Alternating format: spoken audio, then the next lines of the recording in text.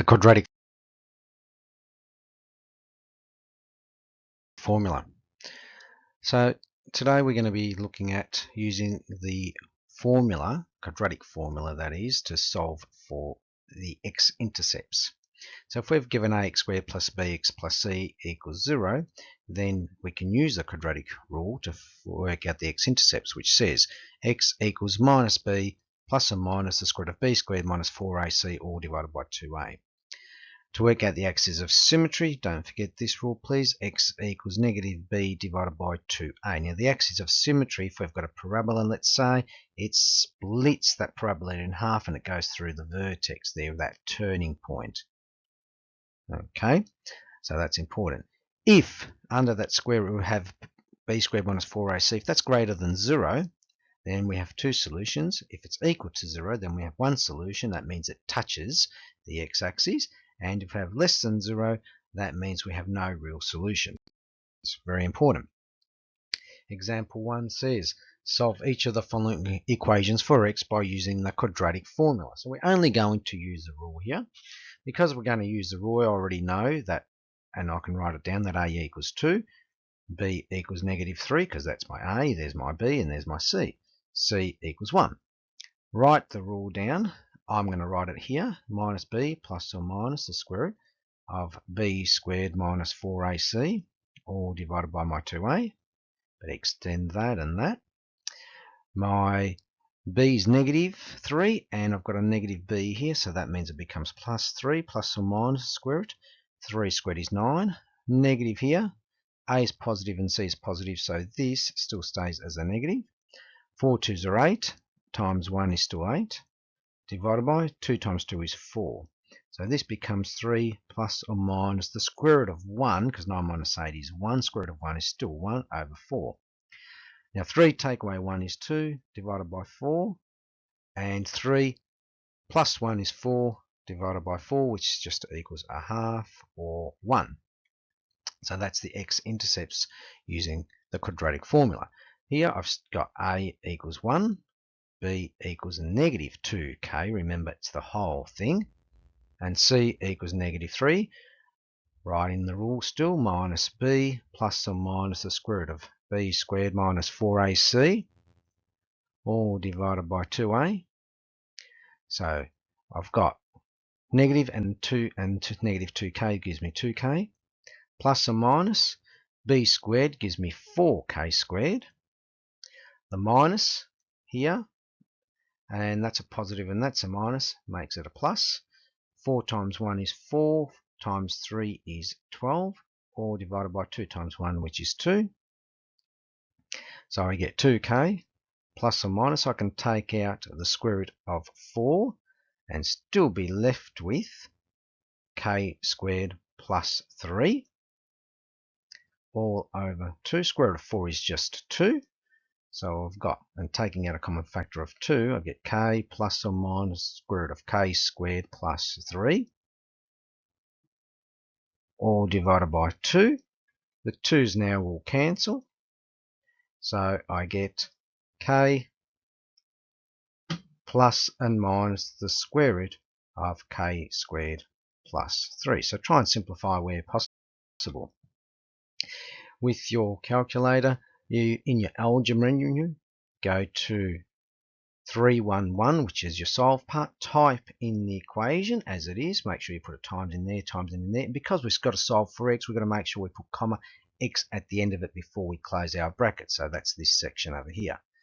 Press enter and it will give you your answers. Example 2. Sketch the graph of y minus 2x squared minus 12x minus 9 by first using the quadratic formula to calculate the x-axis intercepts. Okay, because we've got to sketch the graph, we have to find the y-axis intercepts. So x equals 0 here, and we find that y equals negative 9. So we have 0 and negative 9 straight away. We'll work out the axis of symmetry, the x part, and remember the rule, minus b divided by 2a. There's my b, negative 12, so I've got positive 12 because of the negative outside. 2 times a is negative 2, so 2 times negative 2 gives me negative 4, so this is negative 3. So That's my x part.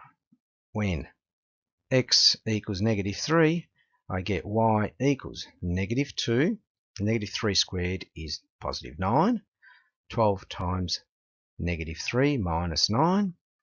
So I've got -18 plus 36 minus 9, which means I have 9. So the turning point is x is -3 and y is 9. The next thing that we'll find is the x-intercept. The x-intercept, we put y equal to 0. And so we get -2x squared minus 12x minus 9 equals to 0. And we're going to use the quadratic rule to work out this one. B squared minus 4ac, but extend that, all divided by 2a.